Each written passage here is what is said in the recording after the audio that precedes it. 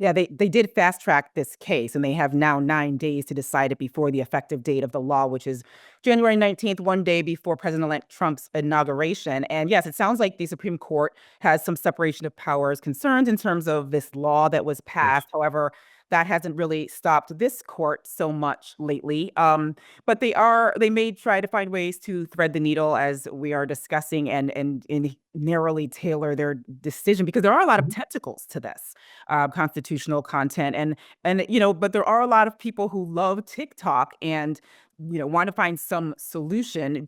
I'm sure, and I know this is not necessarily what you're a First Amendment scholar, but TikTok has to be preparing for this, preparing for the worst. They've had, well, more than 9 months, but this has been on the horizon for a while.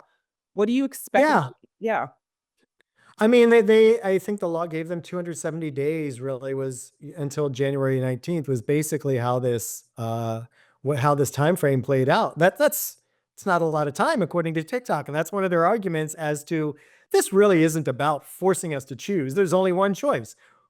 First of all, the Chinese government would have to sign off on the sale of TikTok Inc., the United States-based subsidiary.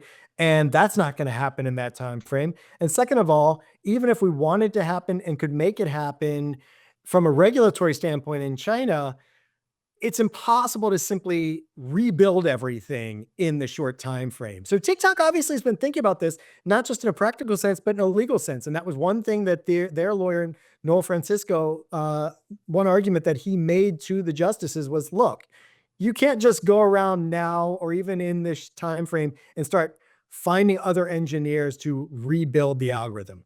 And it's just impossible. So this is the end of TikTok, at least for the short term as we know it. And that is quite a major blow to those who use social media. A lot of young people, younger generations are on TikTok.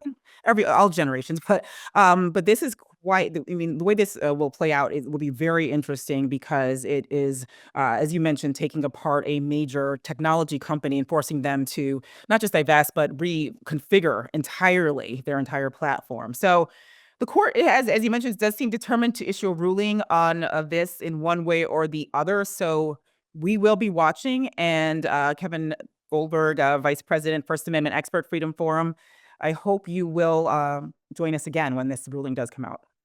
I'd love to do that. Thanks.